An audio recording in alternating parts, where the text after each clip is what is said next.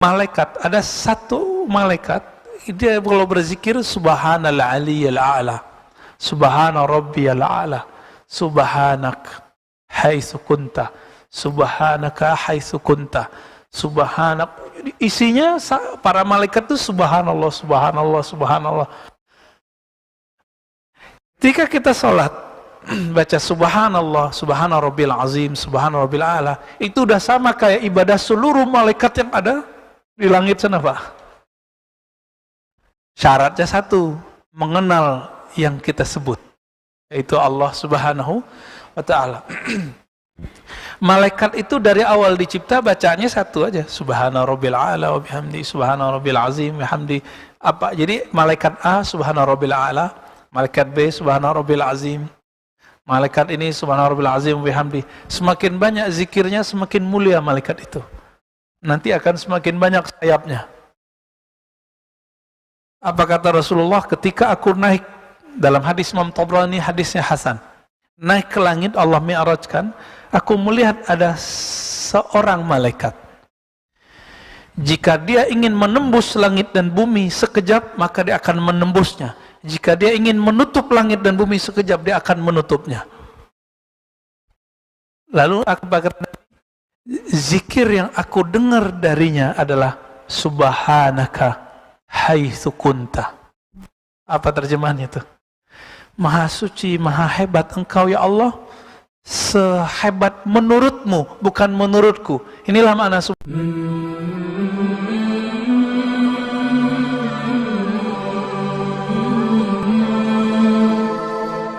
lebih soleh beliau lah. Beliau di motor khatam Quran, di mobil khatam Quran, di bus khatam Quran. Kita kali setahun juga susah. Ya. Nah, saya lagi nunggu-nunggu nih ya kabarnya. Ya, saya mendoakan kebaikan sih bagi mereka. Orang-orang yang ngomong begitu, semoga Allah kasih pelajaran aja dia. Dan itu sudah terbukti. Udah beberapa dai-dai yang ngomong begini, itu Allah kasih langsung pelajaran. Karena COVID. Ya. Ada yang mu'alaf, mohon maaf. Ini teman-teman kalau ada yang mu'alaf, jangan jadi ustadz dulu deh. Jadi santri dulu bentar. Bentar aja. Jadi santri setahun, 2 tahun, habis itu mau ceramah silakan. Ini mu'alaf seharusnya nggak dikasih panggung, Pak. Kalau dikasih panggung, cukup untuk testimoni tentang kenapa dia beragama Islam. Jangan malah kemudian berfatwa. Ya. Ini menyedihkan fakta umat kita hari ini. Nah, semoga ini Allah perbaiki dan kita perbaiki. Apapun yang muncul dari tutur lidah ini, itu gambaran yang di dalam. Maka kalau sudah mulai, suami istri ngomong kebun binatang, berarti di dalamnya binatang itu, Pak. Ustadz dai khutbah udah ngomong guguk, udah ngomong aduh ya, sapi, kambing, anjing, udah ayam, keluar semua tuh kebun binatang ya. Saya khawatir sifat kebinatangan itu belum terpisah dari dalam dirinya. Belum bisa dia mengendalikannya. Maka Imam Al-Ghazali mengatakan orang begini wajib berguru lagi. Bukan malah menggurui orang. Tapi hijabnya, tirai penghalang seorang yang alim, ustadz, itu ilmunya. Dia merasa sudah berilmu, gak mau ngaji lagi. Bukankah di atas langit ada langit? Itu jadi buah bibir, tapi buktinya nggak ngaji-ngaji tuh.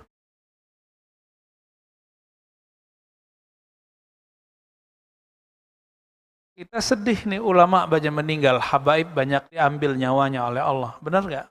Buktinya apa? Mau nggak ngaji? Wah sedih nih, dia ini nangis-nangis, ulama meninggal. Kazib, bohong. Kalau betul kita sedih ulama meninggal, kita kemudian sadar, kita jemput ilmunya. Ilmu itu kan disimpannya di kolbu, bukan di buku, Pak. Bapak punya buku 1000, tapi kalau nggak punya kolbu, no, ya kosong semua. Maka kita ketemu orang mandang kolbunya atau mandang penampilannya. Banyak Orang berpenampilan seperti kiai, tapi ternyata belum dalamnya. Tapi jangan suuzon dulu, mungkin orang ini lagi belajar menjaga diri. Wah, mungkin dengan itu dia cara menjaga dirinya. Wah, lu gaya kiai aja nih. Belum tentu, emang gaya kiai itu apa sih? Saya banyak ketemu kiai, gayanya nggak gaya kiai. Berarti emang nggak ada sebenarnya penampilan kiai yang khusus tuh nggak ada.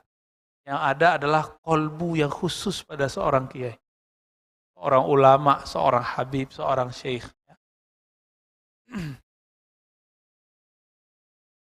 Orang di dalam kolbunya penuh kebencian, maka kalimat yang keluar apa? Benci, nyerang orang terus. Nah, masih ingat sebelumnya kita sudah membagi karakter manusia, ada karakter binatang ternak. Maka kalau ngomong isinya syahwat, duit, makan, males, udah gitu aja isinya. Kalau dia, males berarti ini karakter binatang ternaknya masih kuat.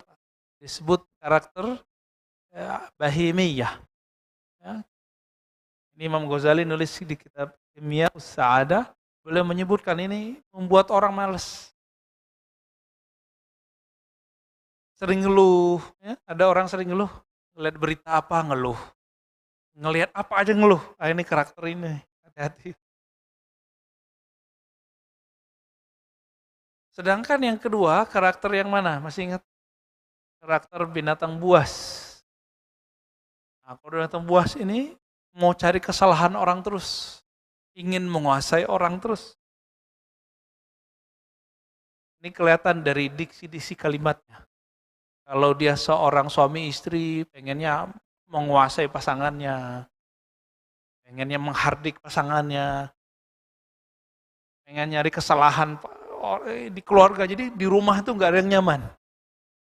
Jadi kenapa di rumah kita sering tengkar misalnya, itu karena karakter ini masih dipelihara.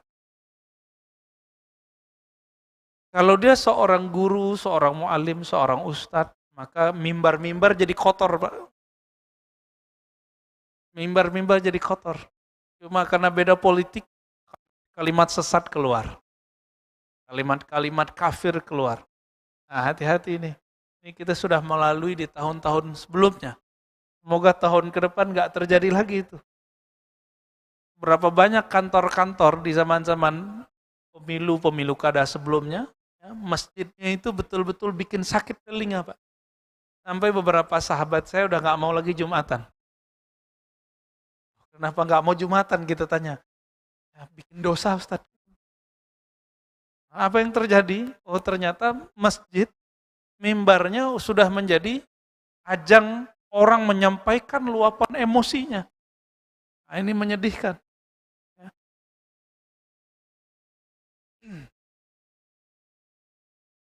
Di dalam Al-Quran kita masih ingat, surah Al-Fat ayat 29, ciri-ciri orang beriman itu, simahum fi wujuhihim min atharis sujud.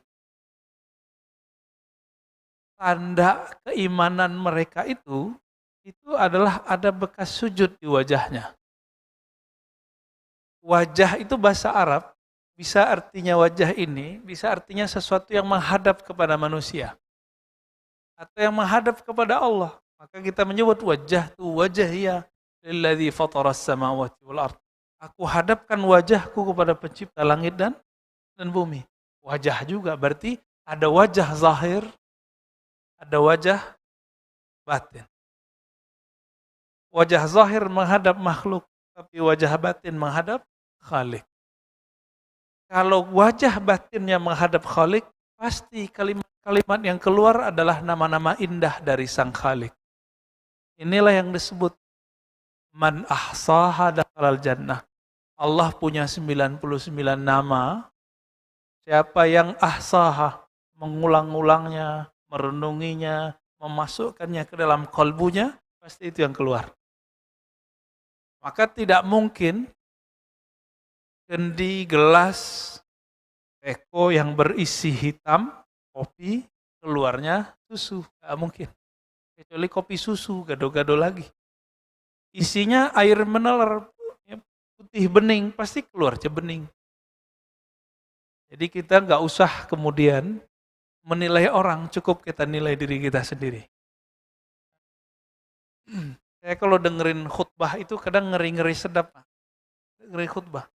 Nah, saya juga dalam sebulan itu mungkin ada 2 kali itu nggak khutbah, cuma pengen dengerin khutbah. Kita pengen belajar juga gimana sih menjadi pendengar yang baik. Biasanya didengerin orang mulu, kita serem juga, Pak. Itu di mimbar itu ada setan juga. Setan popularitas, Pak, di sini. Ada setan apa lagi? Setan pengen dihargai. Makanya beberapa khotib itu marah-marah di mimbar ngelihat jamaahnya tidur. Dia nggak usah marah ya. Kadang-kadang orang merem, dia denger, kan bisa begitu. Kenapa dia tidak berhusnuzon kepada orang, berbaik sangka? Nah, penyakit orang hari ini suka berburuk sangka. Nah, berburuk sangka itu sifat dari yang ketiga, Pak, setan. Nah, karakter ini banyak pada kita. Jadi kita nggak usah bermusuhan sama setan dulu, bermusuhan sama diri dulu. Inna ada eka, mabanyana janbai. Imam At-Tabari ketika menyebutkan bekas sujud ada di wajah mereka, sujud di situ artinya kerendahan hati. Betul kalau orang dia kuat sujudnya, jidatnya hitam, itu juga masuk. Tapi jidat hitam itu zahirnya, batinnya apa? Ada ketundukan di dalam hatinya. Sujud intinya apa? Ketundukan atau sekedar kepala kita ke bawah? Ketundukan. Maka bapak-bapak yang Allah kasih jidatnya hitam harus lebih tunduk dari kita-kita yang jidatnya nggak hitam. Ya, itu amanahnya berat tuh. Ya.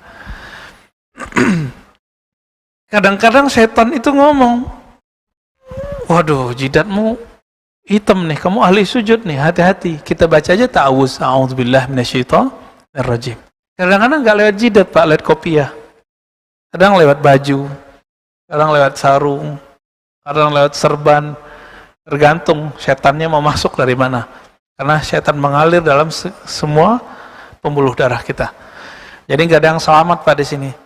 Jadi kita mau gimana aja jadi wali Allah, tetap masuk tuh setannya. Hanya satu yang tidak bisa diakses oleh syaitan. Qalbu. Nah, saya sudah pernah sebutkan sebelumnya, Imam Suhrawardi mengatakan dalam kitab Awariful Ma'arif, syaitan iblis itu meminta izin kepada Allah, ya Allah izinkan aku untuk bisa masuk kepada qalbu manusia. Akses was-was qalbu manusia. Apa kata Allah? Tidak boleh, ya, tidak diizinkan. Kenapa? Qalbu itu hanya tempat nama Allah. Ah, di sini kelihatan Pak, iblis itu dari dulu pengen ngambil kekuasaan Allah gitu. Kenapa iblis itu jadi iblis? Karena dia ingin menjadi sekutunya Allah. Maka Allah kasih tahu, kamu hanya dapat izin masuk melalui pembuluh darah hambaku. Gak boleh masuk ke kolbu. Kolbu itu raja. Jadi iblis itu karena keinginannya menyaingi Allah, maka dia terlaknat di sisi Allah Subhanahu wa Ta'ala. Tapi coba dilihat di sini, iblis bisa ngomong kepada Allah nggak? Berarti iblis itu secara kasar, penyingkapan rohani, itu dia bisa bertemu Allah. Maka tidak jaminan orang yang dibukakan kolbunya, pikirannya, alam gaib, lalu dia jadi benar. Itu sebabnya ilmu-ilmu kebatinan tidak selalu membuat orang dapat hidayah. Kenapa? Kadang-kadang kemampuan dia mengakses alam gaib itu membuat dia tambah sombong. Nah, sekarang agak menyeramkan ini. Di YouTube itu banyak sekali sekarang konten-konten yang berisi kebatinan. Akhirnya semua orang bisa mengakses. Ya, ke depan lihat aja Pak, bahkan banyak orang aneh-aneh nanti ngomong aneh aja ya. Jadi Imam At-Tabari menyebutkan selain bermakna bekas hitam di wajah, maka bekas sujud itu artinya adalah cahaya sujud. Apa itu cahaya sujud? cahaya ketundukan. Nah, maka ciri-ciri orang yang punya pribadi sujud, dia suka ngalah. Ngalah itu bukan berarti kalah, sepakat nggak? Nabi berapa kali ngalah? Ngalah dari orang Taif. Akhirnya anak-anak orang Taif jadi mukmin semua. Yang kedua, ngalah dari orang kampungnya, Makkah. Akhirnya orang Mekah menjadi Muslim semua. Kapan Nabi ngalah dari orang Mekah? 2 kali. Pertama saat beliau keluar. Ngalah itu. Gak mau polemik. Yang kedua, tahun ke-6 Hijriah. Udah nyampe di gerbang Mekah, diusir. Kira-kira gimana Pak? Kita banyak nih, rame nih. Kita hancurkan Mekah bisa?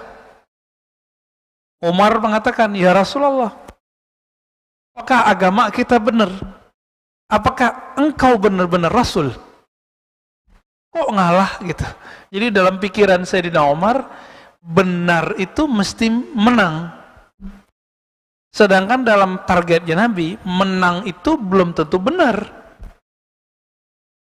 Ya, gimana yang harus cari? Cari kemenangan dengan cara yang benar. Ternyata itu tahun ke-6, baru terbuka 2 tahun lagi. Tahun ke-8 tidak banyak, boleh dikatakan tidak ada pertumpahan darah, kecuali yang melanggar perjanjian. Menang, benar. Itu Nabi. Maka kadang-kadang orang-orang, ya mohon maaf, anak-anak muda, itu kalau berjuang, punya harokah itu nggak sabaran. Maunya berontak aja ya. Nah ini kolbunya belum dirawat sebenarnya. Nah, kita dulu juga begitu. Nah apa kata beliau? Setiap orang yang menyimpan nama Allah di kolbunya, maka pasti keindahan nama itu keluar. Fa'af'alul jawarih tabi'atun li ahwalil qulub. Maka keadaan zahir itu adalah buah dari kebeningan kolbu, ahwalnya kolbu. Jadi kolbunya bening, amalnya bening. Kolbunya tunduk, orangnya suka sujud. Kolbunya tawadu, orangnya suka ruku. Kolbunya terisi dengan nama-nama yang bagus, kata-kata yang indah, maka yang keluar kata-kata yang indah. Kolbunya isinya Rasulullah, sahabat Rasulullah, cinta Rasulullah, maka kita senang kajian-kajiannya. Tadi Habib siapa? Asik nggak dengarnya? Kenapa? Karena kalbunya terisi cinta Rasulullah Sallallahu Alaihi Wasallam. Oleh karena itu, kata Allah, ilmu ini ilmu kalbu. Maka dia tidak bisa dengan membaca buku terjemahan. Falazimu ahlal qulub. Maka ambillah ilmu ini dari ahli kalbu.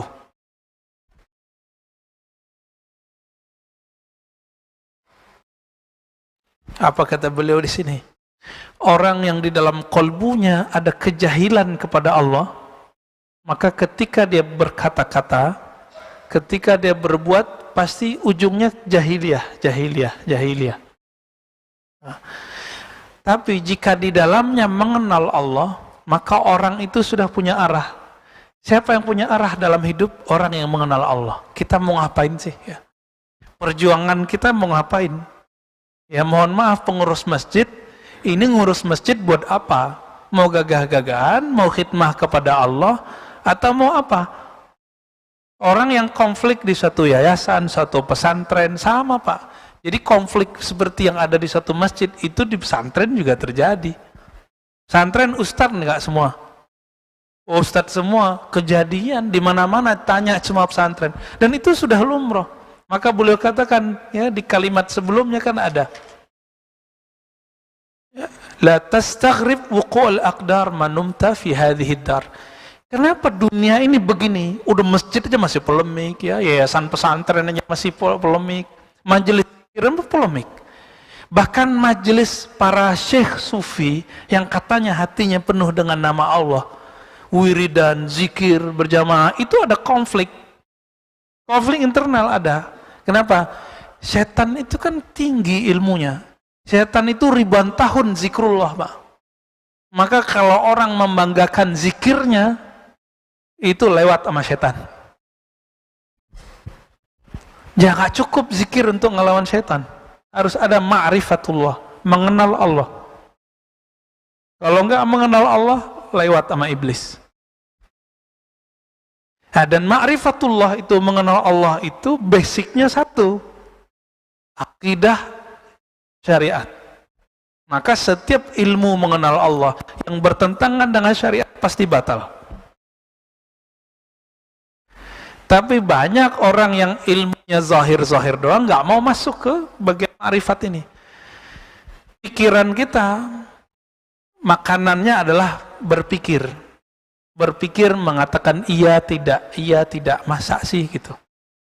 Badan ini makanannya yang zahir, minumannya ya ini. Kalau kalbu, makanannya apa? Nama Allah. Maka harus dilatih semua, harus dikasih Pak. Ya mohon maaf, mau dia kiai, mau dia ustadz, kalau nggak punya waktu bersama Allah setiap hari, kalbunya pasti tertawan oleh dirinya sendiri. Nggak perlu setan, diri sendiri. Kita kan merasakan pada diri kita sendiri. Tertawan oleh dirinya.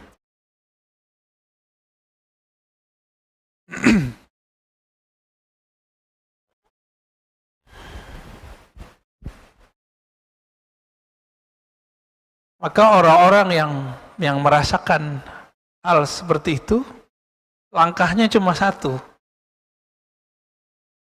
Labudda ayyakuna lahu mursyidun yursyiduhu, murabbin yurabbih. Ya, dia mesti punya guru, pembimbing yang bisa membimbingnya. Kita sholat fisik aja ada gurunya, masa sholat rohani gak ada gurunya? Sujud secara fisik diajarin gak sama guru kita? Tapi sujud secara rohani udah diajarin belum? Kan belum. Kenapa? Inti dari sujud itu adalah mengenal Allah, bukan hanya zikir, Pak. Nah, inilah rahasianya ketika disebut kenapa kita kalau sujud ruku baca subhana rabbil azim atau subhana rabbil a'la atau subhanakallahumma wa bihamdika. Ternyata ketika Nabi naik ke arah sana, sebelum naik Nabi melewati langit pertama, langit kedua, ketiga, keempat sampai ketujuh.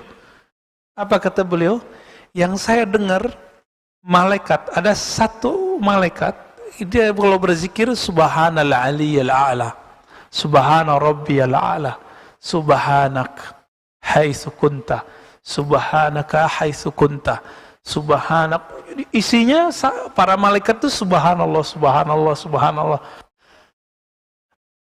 Ketika kita sholat baca subhanallah, subhana rabbil azim, subhana rabbil a'la, itu udah sama kayak ibadah seluruh malaikat yang ada di langit sana, Pak. Syaratnya satu, mengenal yang kita sebut, yaitu Allah subhanahu wa ta'ala. Malaikat itu dari awal dicipta bacanya satu aja, subhana rabbil a'la wa bihamdi, subhana rabbil azim wa bihamdi. Apa? Jadi malaikat A subhana rabbil a'la, malaikat B subhana rabbil azim, malaikat ini subhana rabbil azim wa bihamdi. Semakin banyak zikirnya, semakin mulia malaikat itu. Nanti akan semakin banyak sayapnya. Apa kata Rasulullah ketika aku naik, dalam hadis Imam Tabrani, hadisnya Hasan, naik ke langit, Allah mi'rajkan, aku melihat ada seorang malaikat. Jika dia ingin menembus langit dan bumi sekejap, maka dia akan menembusnya. Jika dia ingin menutup langit dan bumi sekejap, dia akan menutupnya. Lalu aku berkata, zikir yang aku dengar darinya adalah subhanaka haitsu kunta. Apa terjemahannya itu? Maha suci, maha hebat engkau ya Allah, sehebat menurutmu, bukan menurutku. Inilah makna subhanallah. Allah maha suci, tidak perlu kita sucikan. Maka kesuciannya Allah, karena dialah yang suci. Maksudnya, dibolak-balik gitu ya. Allah itu suci bukan karena kita baca subhanallah. Gitu. Tanpa kita baca subhanallah, Allah sudah suci belum? Maka kalimat ini bukan untuk mensucikan Allah, tapi untuk menyatakan aku betul-betul meyakini ya Allah, engkau maha suci. Itu maknanya. Jadi tolong diluruskan. tasbih kita selama ini bukan kita sedang membersihkan Allah. Allah nggak butuh. Allah nggak butuh, Pak. Yang perlu dibersihkan kalbu ini dengan nama Allah itu. Jadi mulailah sholat, lalu mengilmui apa yang dibaca dalam sholat. Nggak mesti menerjemah, Pak. Kalau menerjemah nanti Bapak capek. Mengilmu yang dibaca, ini yang kita sebut bermakrifat. Makrifat kan artinya berilmu, knowledge, berpengetahuan.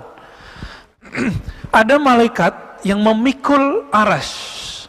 Apa zikirnya? Allahu Akbar, Subhanallah, Alhamdulillah, La ilaha illallah. Ini malaikat pemikul aras. Itulah sebabnya Nabi SAW mengatakan, ya, ini kalimat diambil oleh Nabi dua. Subhanallah walhamdulillah, kalimatani khafifatani alal lisan. Sangat ringan dua kalimat ini bagi lisan, tapi habibatani ilar rahman. Tapi Allah yang maha rahman, yang menguasai aras, yang menguasai langit dan bumi, yang menguasai semua kalbu manusia, sangat mencintainya. Maka ciri-ciri orang yang dicintai Allah, buah bibirnya subhanallah, alhamdulillah, subhanallah, alhamdulillah. Mudah toh jadi kekasih Allah. Tinggal mau ngamalin aja, Pak. Mau nggak ngamalin ini? Berarti kita sudah bahkan melewati fase-fasenya malaikat. Apa untungnya jadi manusia? Bapak Ibu ini dulu mungkin pernah kalau diperdengarkan cerita malaikat, ingin jadi malaikat aja deh. Jangan. Malaikat itu beribadah karena dia dibuat seperti itu. Kalau bahasa Arabnya majburan, dipaksa begitu. Sedangkan manusia beribadah ikhtiaran, karena dia memilih. Kan di Quran jelas, faman syaa'a falyu'min wa man syaa'a falyakfur. Kalian silakan pilih, yang beriman silakan, yang kufur silakan. Jadi Allah kasih pilihan. Kita milih yang mana, Pak? Alhamdulillah pagi ini Allah bantu kita memilih yang taat. Alhamdulillah. Nanti habis salat syuruk itu, Pak, subhanallah, alhamdulillah, Allah Akbar, la ilaha illallah, 100. Bisa nggak ngamalin tuh? Jadi zikir kita nggak usah tinggi-tinggi. Zikir kita begini-gini. Kecuali sudah belajar zikir khusus, ada namanya zikir qalbu. Nah, tambahan lagi tuh, Pak. Nanti zikirnya lebih berkualitas rasanya.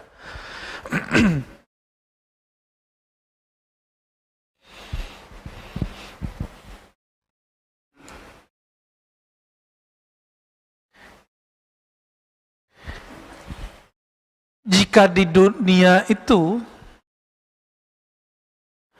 banyak orang-orang yang mengejar dunia, tapi sebelum mereka mengejar dunia, ada yang minta doa dulu kepada ahli kolbu, benar nggak? Orang, ini saya pernah cerita juga, sebelum nyalon jadi anggota DPR, datang ke siapa? Ke kiai nggak? Si kiainya nggak suka dunia. Udah jadi gubernur dia, udah jadi anggota DPR, nanti minta doa lagi supaya posisinya aman. Mintanya ke siapa? Nah, maka ini pejabat-pejabat, artis-artis, pedagang-pedagang, pengusaha-pengusaha, kata Imam Sya'rani, dan itu terbukti sampai hari ini. Jika ia mendekati orang alim, ahli zikir, ahli kolbu, niatnya bukanlah ingin mengenal Allah, kebanyakan, tapi ingin mempertahankan posisinya di dunia. Kenapa? Di kolbunya hanya ada ma'rifatud dunia, mengenal dunia, cinta dunia. Tapi dia mintanya kepada, ini plus juga, Pak, masih syukur dia minta kepada wali Allah, coba mintanya ke dukun. Nah, ini kejadian kan, artis-artis punya guru spiritual yang barusan meninggal ini, ritualnya pakai apa tuh, narkoba ya. Ini narkoba kok bisa tembus ke Masjidil Haram, jadi pergi umroh, dia nyabu, Pak, di sono, nggak tahu pakai sabu atau apa di sono ya. Kok bisa? Kalau dia nggak bekerja sama dengan jin, nggak mungkin. Jadi udah jadi hambanya jin.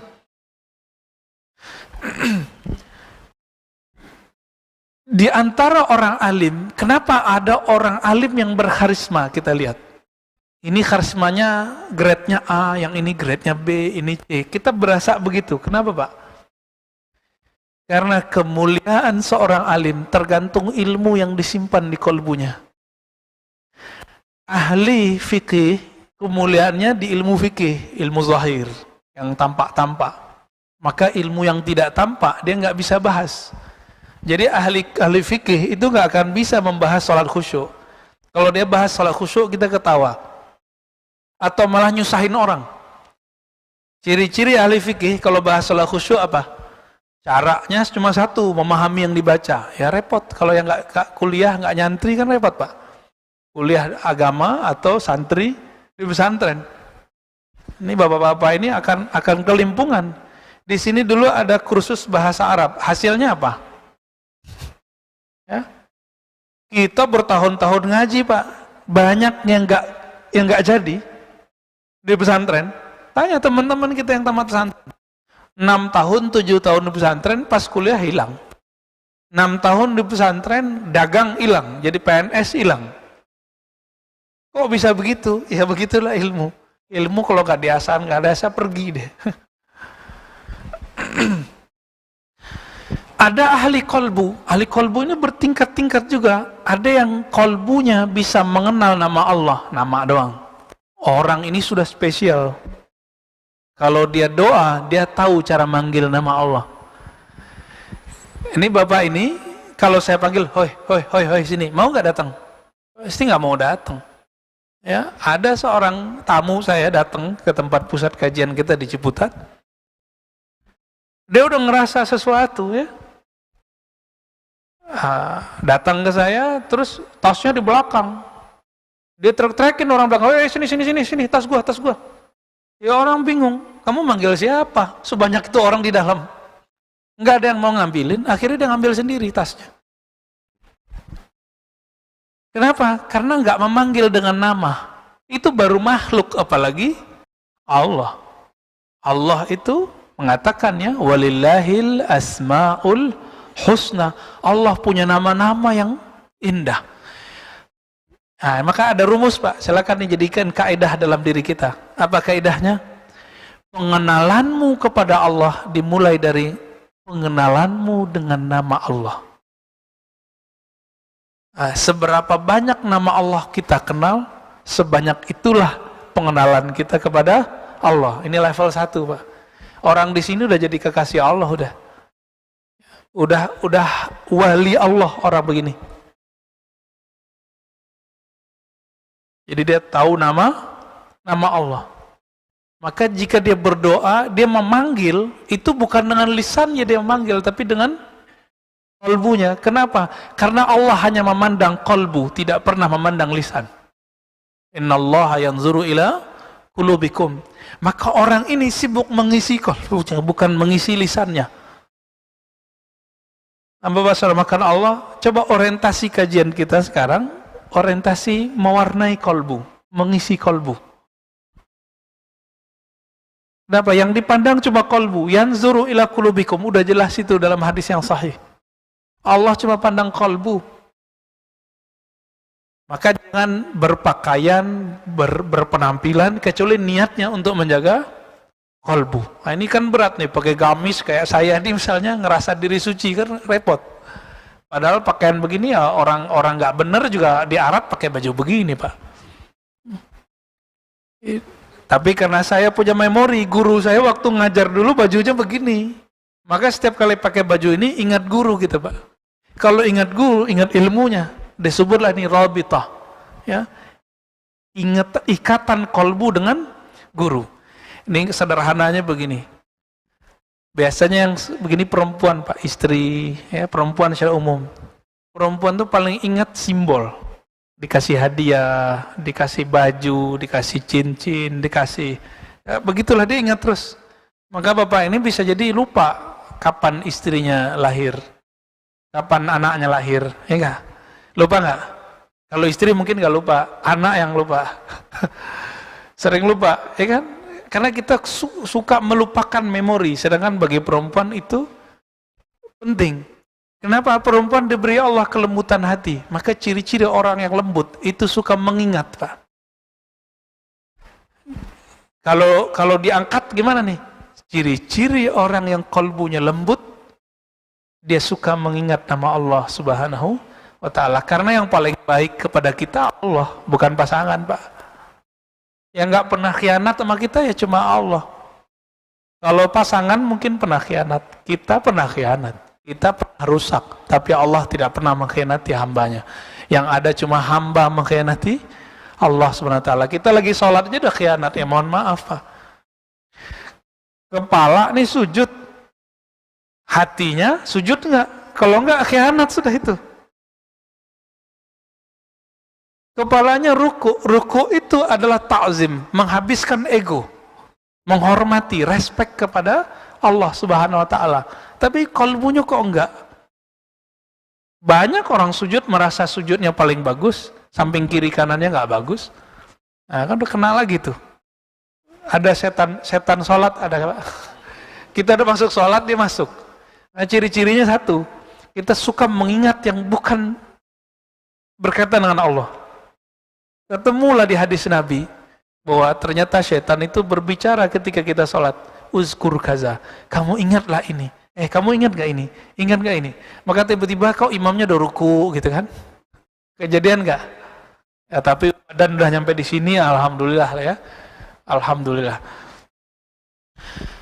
Ada orang yang menyimpan di kalbunya bukan hanya sekedar nama-nama Allah, tapi dia menyimpan kenangan tentang sifat-sifat Allah.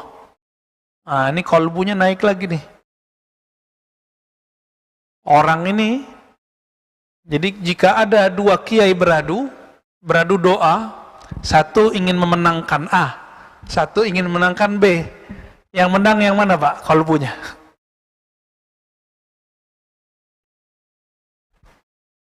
Yang sudah sampai mengenal sifat Allah.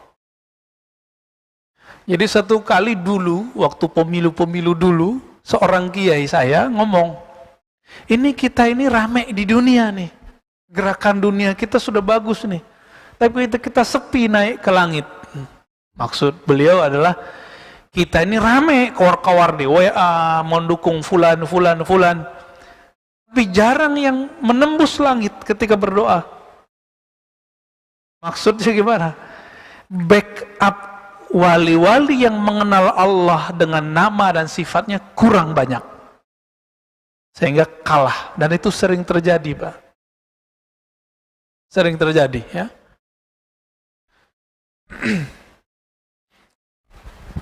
Di antara wali-wali itu, ada yang paling tinggi. Jika di masa kenabian, nabilah orangnya. Jika setelah masa kenabian, maka wali yang disebut Al-Ghaus, Al-Qutub Al-Ghaus, yang mana suatu wilayah akan diberi hujan karena doanya. Bala diangkat, nggak diangkat, kalau diangkat tangan, Pak. Berarti sekarang beliau belum angkat tangannya. Corona masih ada kan? Benar nggak? Imam kita kena, Pak, kurang yakin apa lagi? Cuma jangan terlalu horor, jangan terlalu sering-sering nonton berita. Saya sarankan cukup seperlunya aja, Pak. Kalau perlu nggak usah nonton, kita sama-sama tahu aja lah. Ya, ya sama-sama tahu aja. Kalau emang COVID ada kok, bahkan bermutasi cepat sekali. Dia flu, tapi lebih ganas kira-kira begitu. Kalau Donald Trump bilangnya apa? Flu Wuhan ya. Sekarang udah pindah dia, Pak. Udah dipecat deh oleh masyarakatnya sendiri. Itu kejadian di Amerika kan lucu, Pak. Negara demokrasi katanya, ya, tapi anarkis, benar nggak? Ini kan kasihan juga kita. Ini resiko demokrasi, tapi demokrasi gitu-gitu aja, jarang terjadi penggulingan, itu jarang. Kembali ke teks ini. Jika ada orang, ada lagi yang lebih tinggi nih yang tadi nih, di masanya dia mengenal rahasia zat Allah Subhanahu Wa Taala. Maka orang inilah nabi di zamannya. Kalau hidup di zaman kita masih ada nabi nggak? Nggak ada nabi. Maka kita sering kasih tahu, Nabi Isa kalau turun nanti, walaupun beliau seorang nabi, tapi pangkat itu nggak berlaku. Beliau nabi, iya, tapi pangkat itu nggak berlaku. Bahkan beliau nanti bertugas menutup kewalian umat Nabi Muhammad. Betapa canggih dan mulianya umat kita. Penutup kewaliannya adalah seorang nabi, yaitu Nabi Isa alaihissalatu wassalam. Nah, ini kolbu-kolbu para nabi dan wali-wali yang agung itu isinya adalah mengenal zat Allah subhanahu wa ta'ala. Yang kalau mengenal ini gak bisa dibahasakan dengan bahasa yang mudah. Salah ngomong dikit bisa zindik, Pak. Ya. Nah, di antara mereka ini, nah jika beradu nih Pak, kiai yang mengenal asma, kiai yang mengenal sifat, kiai yang mengenal zat. Kalau beradu doa di langit siapa yang menang? Yang mengenal zat Allah. Ya samalah di dunia ini, orang yang megang wali kota, orang yang megang gubernur, sama yang megang presiden, mana yang menang? Ah, kira-kira begitu Pak. Paham di situ ya?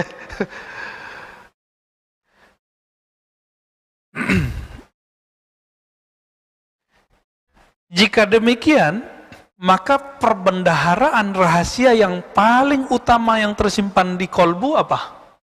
Mengenal dunia atau mengenal Allah? Mengenal Allah pastinya. Ya. Di antara kita nih, mungkin Bapak ini ada yang doktor, ada yang MA, ada yang direktur tadinya, ada yang ini dan itu, ada yang kaya, tajir, tapi bisa jadi imam nggak? Kenapa? Nggak bisa, karena di kolbunya tidak ada Al-Quran 30 juz. Yang maju ke depan yang 30 juz. Karena kolbunya ini membuat beliau Allah tempatkan di depan. Kira-kira seperti itu ya. Mau atasan, tetap aja ya di belakang, mohon maaf bokongnya imam. Benar gak Pak Mirwahid? Kenapa? Karena beliau punya Al-Quran. Al-Quran itu kalam Allah. Nah inilah maknanya. Jadi orang itu mulia sebanyak apa aset-aset Allah ada dalam dirinya. Gitu. Yang membuat dia bisa berkoneksi dengan Allah subhanahu wa ta'ala. Sebanyak itulah, setinggi itulah kemuliaannya di sisi Allah subhanahu wa ta'ala. Sampai jam berapa Pak? Saya udah menit. Oke, mau tanya jawab? Waduh, belum nambah hikam nih Pak, baru satu. Tapi ini sudah mengena sekali, saya pun sangat terpukul dengan kalimat ini. Ya, sangat tertampar dengan kalimat ini. Ya, karena hari-hari kita lebih banyak sibuk dengan selain Allah daripada dengan Allah. Ya, ngeceknya pas sholat aja Pak. Kalau sholat udah mulai nggak nikmat, wah berarti saya udah ngerasa kebanyakan ngapain nih, nonton Joe Biden nih kan. Ya, baik. Silakan Bapak sudah makan Allah, ikhwan fillah, jika ada yang mau disisikan, ditanyakan, tafadhol. Ya, ya silakan Pak. Bismillahirrahmanirrahim. Assalamualaikum warahmatullahi wabarakatuh. Assalamualaikum. Terkait dengan dua poin yang tadi Ustadz sampaikan, karakter binatang buas di mana selalu mencari kesalahan dan seterusnya. Tapi di sisi lain, kita yang laki ini juga ada kewajiban untuk menjaga keluarga dari api neraka. Di mana dalam proses itu pasti ada amar ma'ruf nahi mungkar. Yang anak masuk kamar mandi pakai kaki kanan lah, yang mungkin minum dengan tangan kiri lah, dan seterusnya. Di mana kita di sisi lain juga dituntut untuk nyelimet. Nyelimet dalam artian kalau ketemu item A ya kita perbaiki, kalau ketemu item B kesalahannya kita perbaiki, dan seterusnya juga. Apakah itu masuk karakter apa di mana threshold kita nih? Di mana batasannya antara mencari kesalahan dan memperbaiki yang nyelimet-nyelimet itu, yang notabene juga bisa terjadi banyak. Apalagi kalau misalnya anak, maaf kata nih bagi orang-orang tua yang menyokal anaknya di sekolah umum ataupun mungkin sampai sekolah Katolik, nauzubillah, ya itu di mana hal tersebut tidak ditempa di sekolahnya. Beda dengan sekolah-sekolah yang Islam terpadu, mungkin kesalahannya lebih sedikit kesehariannya. Itu item pertama, itu pertanyaan saya yang pertama. Terus yang pertanyaan saya yang kedua terkait juga dengan threshold atau batasan. Tadi Ustadz bilang jangan menilai orang, tapi di sisi lain Rasulullah juga bersabda kepada kita untuk memilih teman. Memilih teman pasti ada penilaian, peninjauan, dan penilikan. Kita harus tahu karakternya seperti apa, keseharian dia seperti apa, barulah kita ujung-ujungnya juga menilai dalam tanda kutip, yang akhirnya memutuskan kita berkawan atau tidak dengan beliau itu. Jadi balik ke sana, sampai di mana nih threshold kita. Terima kasih. Assalamualaikum warahmatullahi wabarakatuh. Assalamualaikum warahmatullahi Apa batasannya kita sedang menegakkan amar ma'ruf nahi mungkar di keluarga dulu ya, atau di komunitas kita, dengan justru mencari kesalahan orang atau menghakimi orang? Apa bedanya? Coba lihat Rasulullah SAW di keluarganya beliau, ketika terjadi sebuah konflik, itu cara beliau meluruskan bukan dengan kalam, tapi dengan ahwal. Ahwal itu keadaan. Jadi namanya lisanul hal. Orang tuh mandang bukan lisan kita, tapi yang dipandang apa? Apa yang kita tumbuhkan dari dalam diri ini. Contohnya nih anak. Anak tuh gak butuh banyak teori, Pak. Anak tuh cuma butuh contoh. Ternyata sifat-sifat kekanakan itu gak bisa hilang dari dalam diri kita. Jadi childish itu gak bisa hilang. Maka bapak ini jujur aja, senang didongengin, diceritain, atau senang baca sendiri?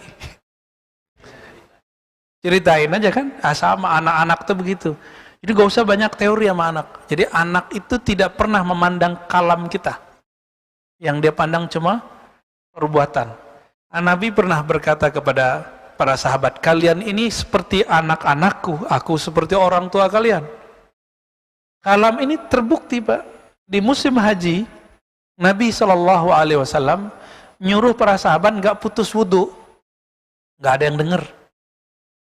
Selevel Nabi loh, Pak. Maka kalau ada bapak sini ustadz, guru, pengurus masjid kurang didengar jamaah, jangan baper dulu. Nabi pernah kejadian begitu. Lalu apa yang dilakukan Nabi? Nabi masuk ke tenda beliau, wajah beliau agak sedih. Lalu bertanyalah istrinya, wahai Rasulullah, apa gerangan yang terjadi? Dijawab oleh Nabi, aku ajak para sahabatku, tapi mereka nggak ada yang mau. Apa kata istri beliau? Wahai Rasulullah, mereka tidak melihat kalammu, yang dilihat adalah perbuatanmu. Gak usah nyuruh anak larang ngerokok, gak usah ngerokok depan anak. Itu. Ini kan paling, ya apa istilah orang sekarang, menggelikan. Larang anak ngerokok, dia ngerokok depan anak. Nyuruh anak sholat, dia gak sholat depan anak. Nah ini jadi masalah. Jadi cukup kita sholat, anak nanti suka ngelihat. Bahkan kalau anak itu sudah cinta sama kita, dia naik-naik ke punggung, jangan dimarahin. Itu masuk itu. Kalau anak itu udah berani naik ke punggung kita ajak dia sujud bareng. Itu rohani, dia ikut, Pak. Maka Nabi SAW ketika jadi imam sholat, Hasan Husain yang paling sering naik Husain. Karena Husain paling kecil. Itu Nabi biarkan, ikut sujud bahkan lama. Sampai sahabat tuh, ada yang iseng-iseng kepalanya gak naik dikit ngelihat ke depan. Ngintip, lagi sujud. Di zaman itu belum ada peraturannya. Dibolehkan. Ternyata Nabi lama dinaikin oleh anaknya. Anaknya lagi pengen asik-asikan sama Rasulullah. Jadi Nabi pun masih melayani anaknya, walaupun cucunya dalam keadaan sholat.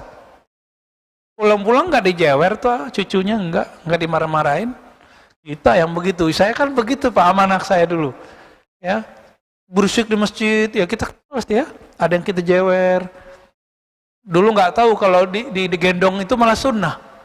Nah, jadi bawa apa yang punya anak, punya cucu, punya adik masih kecil, kita lagi sujud, dia naik, wah itu dapat satu sunnah tuh, yang nggak bisa dibuat-buat. Apa? Gendong anak lagi sholat tuh, seru tuh Pak. Kalau sudah begitu setiap hari dia melihat kita sholat, jam pas azan dia dengar kita ke masjid atau kita sholat. Nanti anak tuh jadi alarm, Mbak. Setiap kali azan dia bilang, "Pak, azan. Pak, sholat," gitu. Jadi anak cuma ngelihat ahwal, bukan melihat lisan. Maka guidance untuk anak adalah berikan contoh yang banyak. Nah, lalu kalau ingin mengajar anak tidak boleh pakai doktrin. Anak itu cuma perlu diberikan cerita. Maka Bapak harus baca buku cerita-cerita masa lalu, cerita-cerita keagamaan, nanti tuh masuk tuh ke anak tuh. Nanti dia akan merindukan kalau kita pulang. Nanti diceritain bapaknya. Itu anak saya kan ikut nih sekarang.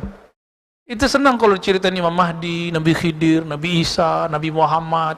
Itu girangnya bukan main. Nabi Muhammad naik ke langit, Nabi Muhammad berjuang melawan musuh, Nabi Muhammad ngajar orang.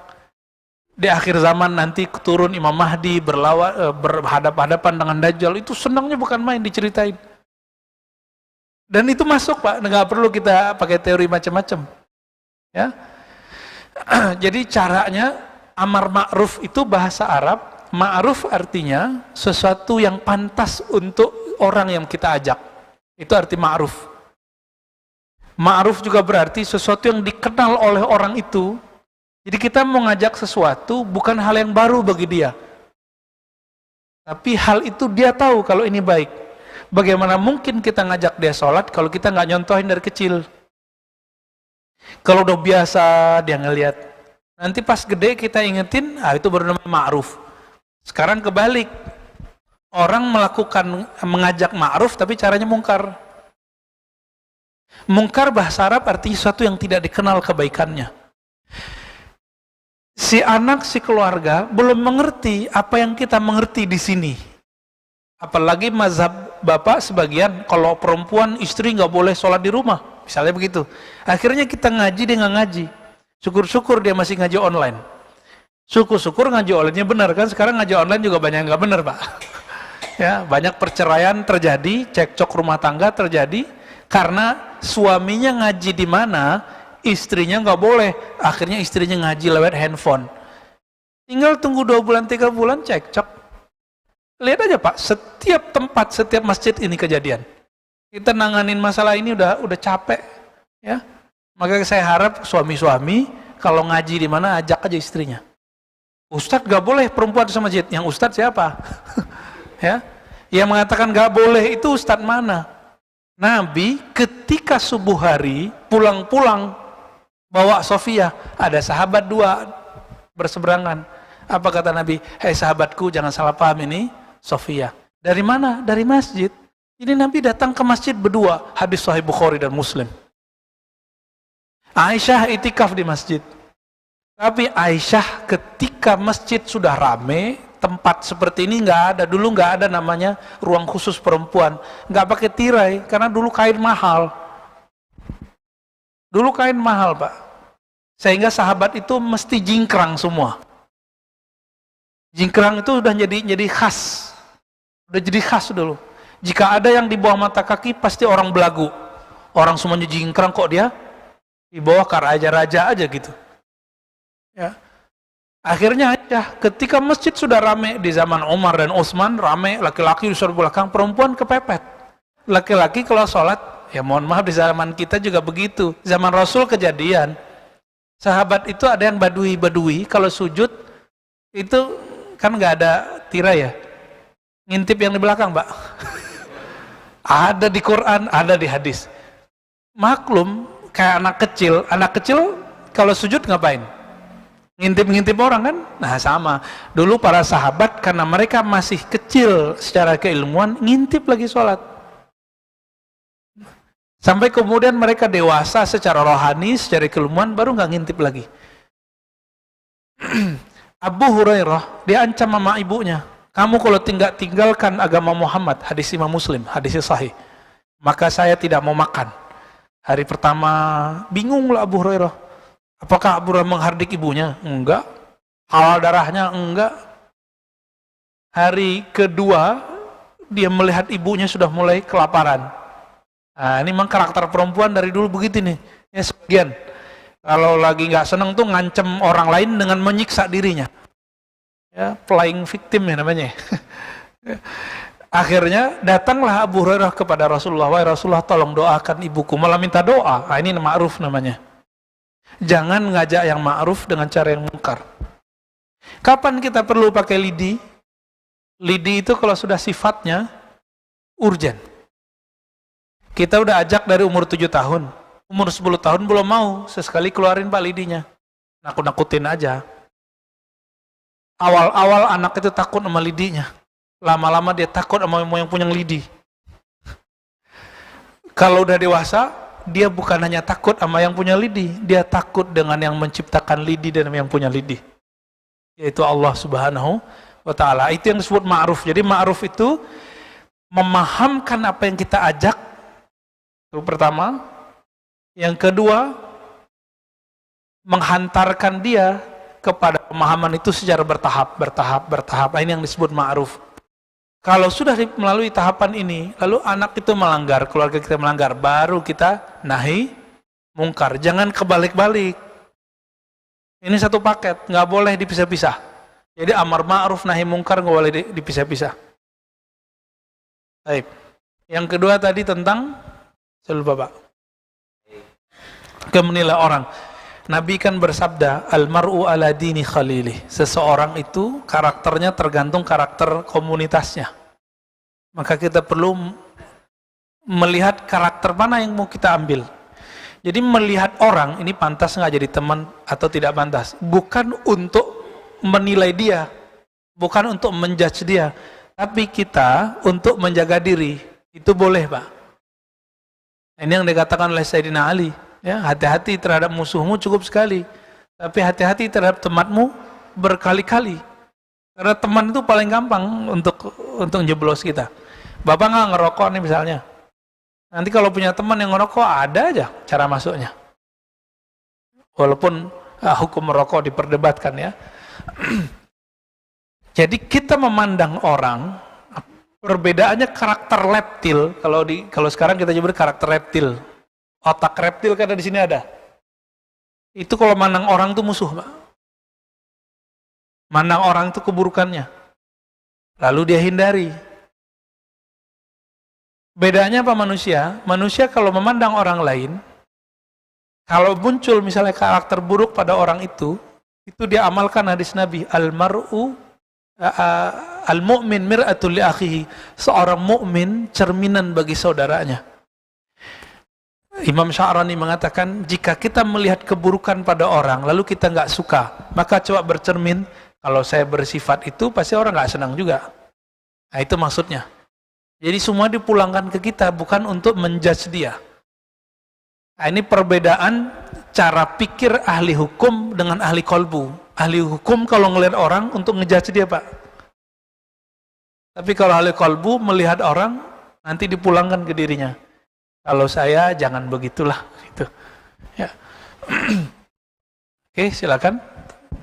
Nah. Terima kasih. Assalamualaikum warahmatullahi wabarakatuh.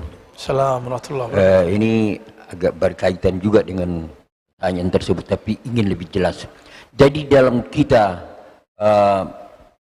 membimbing generasi berikutnya begitu, anak atau cucu lebih jelas lagi, kita terutama anak, sudah dari kecil kita yang mendekati, memelihara dan segala macam, dan ya seperti katakan tadi, banyak mulut yang ngomong dan perbuatan juga kita sudah apakan, dan rasanya dia sudah tahulah begitu. Namun ya sebagai manusia kita merasa belum puas juga perbuatan daripada si anak tersebut seperti yang kita kehendaki. Jadi kita memaksakan supaya sesuai dengan kemauan kita, itu tidak baik kan. Nah, di sini bagaimana kita harus mensikapinya. Dan kemudian pertanyaan saya yang kedua, sekarang ini kalau kita dengar banyak bahwa umur dunia ini sudah hampir habis, sudah nggak lama lagi begitu. Sedangkan kita harus punya rencana juga bagaimana sekian tahun yang akan, sekian puluh, sekian ratus tahun yang akan datang dan segala macam. Tetapi kalau kita dengar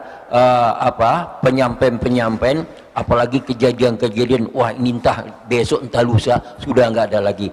Jadi ini menimbulkan kekhawatiran dalam hati. Apa gunanya kita memotivasi orang untuk berencana tinggi-tinggi sekian puluh tahun, untuk yang 10 tahun akan datang, sekian ratus tahun yang akan datang, sedangkan besok sudah tidak ada. Jadi bagaimana kita menetralisir dan harusnya mensikapi keadaan-keadaan ini, dan supaya kita hendaknya bisa menjadi contoh juga untuk supaya sama-sama berharap kepada ketentuan Allah.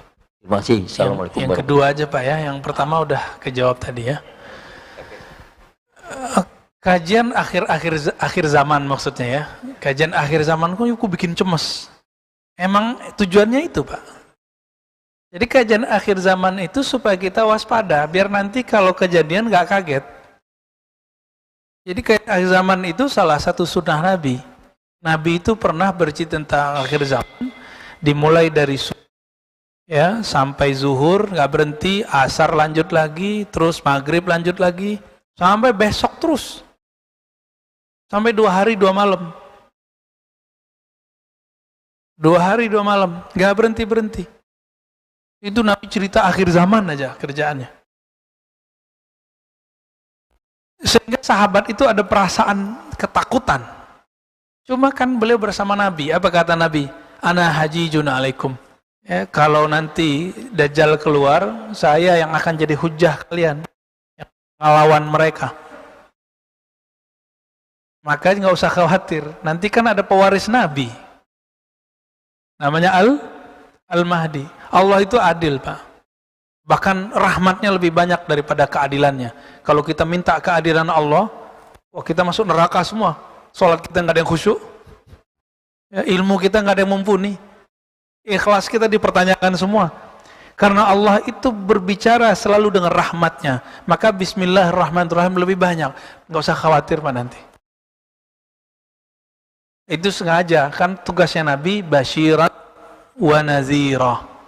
Basyiran wa nazira, memberi kabar gembira, memberi kabar menakutkan. Dua-duanya harus dipakai oleh Rasulullah biar kalbunya kuat. Ntar kalau cuma cerita-cerita keindahan doang, surga-surga doang, ya nggak ada shocknya, Pak. Cerita surga juga Nabi beragam. Nabi cerita surga ada ke berbagai macam sahabat. Akhirnya sekarang disalahfahami itu cerita Nabi. Apa kata Rasulullah, orang kalau berjihad fisabilillah meninggal, wafat, maka Allah nikahkan dia dengan 72 bidadari. Bidadari itu maksudnya apa? Istri toh, pasangan. Isinya apa berarti? Kan seksual, syahwat. Apakah itu surga yang mau kita cari? Ya gitu mending di dunia aja, Pak. Nah ini salah orientasi orang berjuang. Jadi dia berjuang pengen melampiaskan syahwatnya nanti di surga. Ini nggak benar ini, kajian-kajian akhir zaman begini nggak benar. Kajian kita akhir zaman, jihad-jihad kita bukan untuk surga seksual. Bukan surga syahwat doang. Tubuh ini butuh, betul, butuh syahwat. Kalbu kita nggak butuh itu, apalagi ruh kita nggak butuh itu. Maka kajian-kajian surga itu jangan terpaku pada hal tadi, perjuangan-perjuangan itu. Ya namanya nanti akhir zaman, betul Pak, cuma kapan waktunya kita kan nggak tahu. Jangan berpikir 100 tahun lagi, kelamaan. Anggap aja besok, anggap aja setahun lagi, 2 tahun lagi, kita nggak tahu. Kita nggak pernah tahu Pak masa depan. Itu sebabnya dalam kitab Risalah Kusyairiyah disebutkan, orang yang kenal Allah itu waktihi.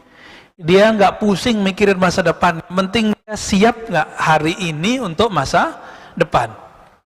Ilmu apa yang bisa membuat orang siap di masa depan? Hanya ilmu mengenal Allah, nggak ada lagi. Nggak ada lagi Pak, hanya ilmu mengenal Allah. Maka nanti bisa dibayangkan, Konstantinopel itu ditaklukkan itu dengan cara takbir. Dajjal itu keluar, dia bilang hujan, hujan. Dia bilang gak hujan, gak hujan. Bisa Pak ngelawannya pakai panah? Bisa ngelawannya pakai push up? Pakai pistol? Gak bisa. Udah gak ada pistol nanti tuh. Senapan udah gak ada ntar tuh. Lalu pakai apa ngelawan Dajjal itu? Dajjal itu misinya cuma satu, membuat orang musyrik. Lawan musyrik apa? Ilmu tauhid. Ilmu tauhid caranya cuma ma'rifatullah, mengenal Allah sekuat-kuatnya. Ini baru COVID aja udah ketakutan. Kita nggak takabur, nggak boleh takabur, tapi jangan ketakutan juga gitu.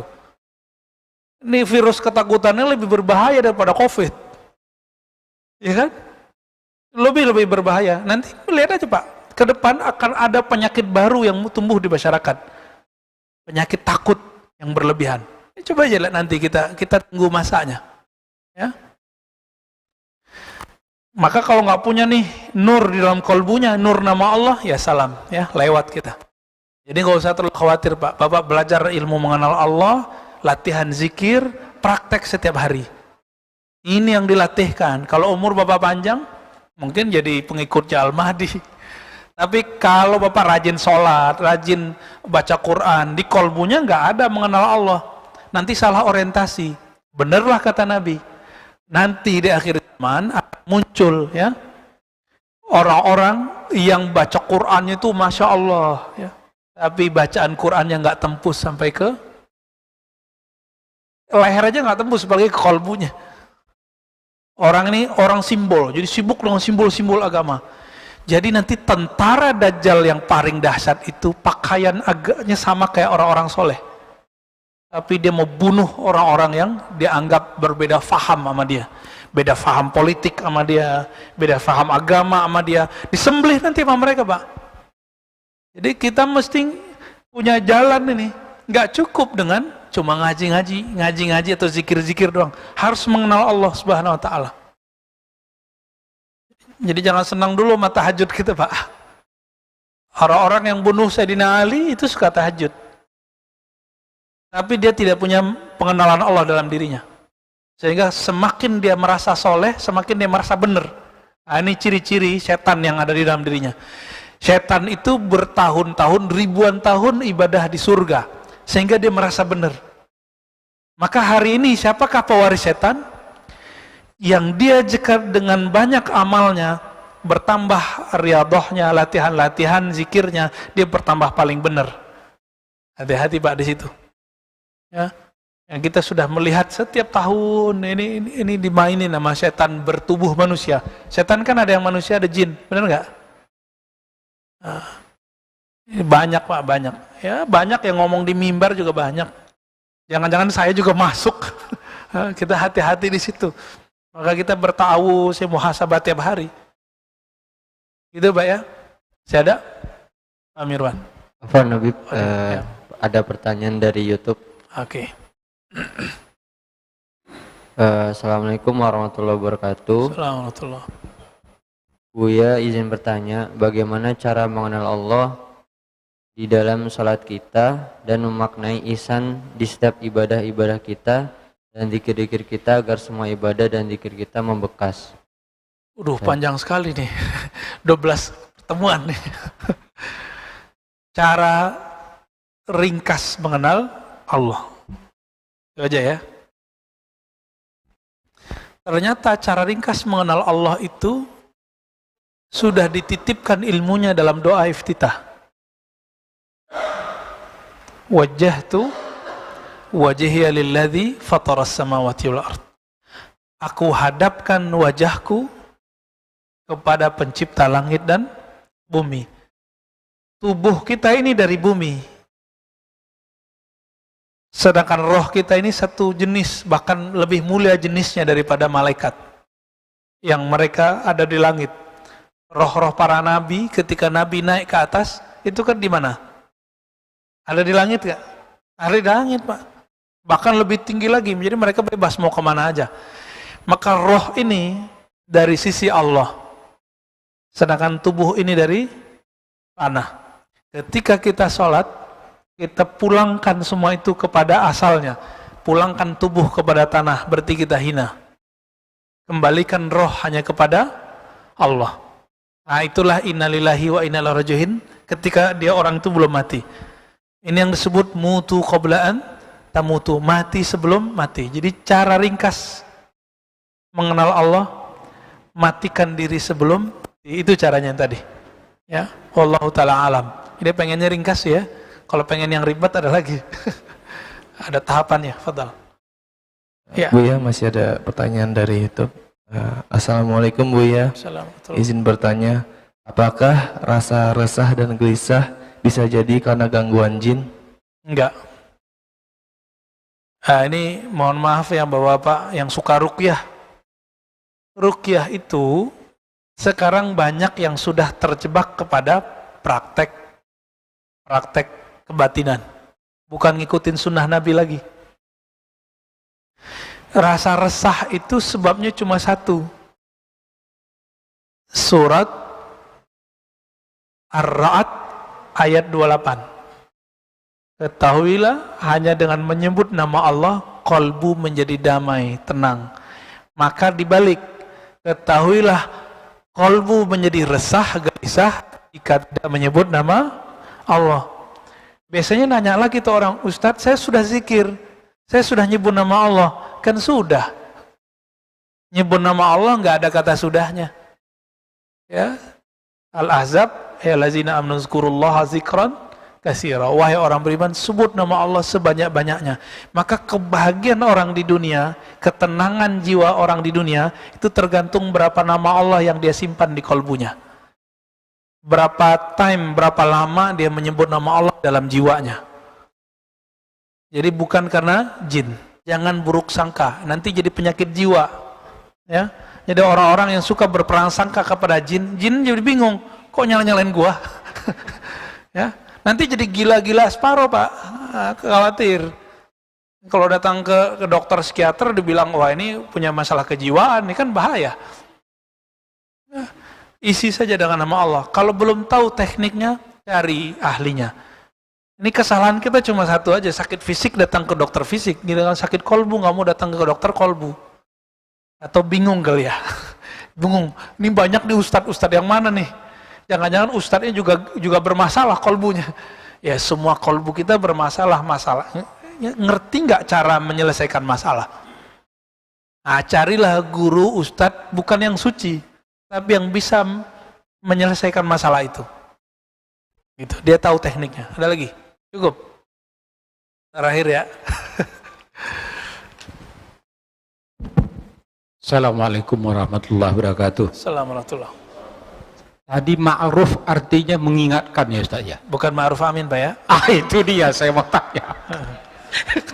Saya mau tanya apa, mau mengingatkan ma'ruf amin tapi ya susah masih ini. Ya. Pertanyaan saya begini Ustaz, tadi dikatakan kan banyak. Kalau orang atau calon-calon minta doa kepada ulama supaya dia jadi gubernur, jadi bupati atau apapun namanya. Berdosa enggak ulama ini untuk mendoakan orang ini? Karena dia tahu ini bukan untuk kebaikan, untuk mendapatkan sesuatu dari orang itu. Demikian. Assalamualaikum warahmatullahi wabarakatuh. Namanya ulama, tentu dia lebih mengerti dari kita. Itu rumus pertama. Barangkali hal yang menurut kita buruk, tapi dia melihat ada sisi baiknya. Saya masih ingat dulu almarhum Kiai Hashim Muzadi ya, salah satu kiai yang menurut kita sangat karismatik, dicintai semua golongan ya. Beliau dulu membersamai Megawati, masih ingat? Ditanya orang kan diprotes, Anda kan kiai NU pula, kok malah membersamai partai yang lambangnya merah-merah begini nih? Jawaban beliau apa? Kalau saya tidak membersamai Bu Megawati, maka yang membersamainya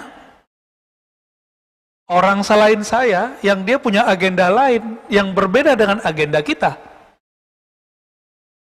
Pikir-pikir ya juga ya. Jangan-jangan begitu Pak. Jadi main-main sandiwaraan ini memang dahsyat. Nabi itu sandiwara, pura-pura bukan Nabi kan 40 tahun. Itu Nabi sandiwara aja itu Pak. Kan beliau sudah ngerti dari kecil bahwa beliau Nabi. Ya sandiwara jadi tukang ternak, jadi pedagang. Itu sandiwara Rasulullah. Maka hari ini wali-wali itu juga bersandiwara Pak.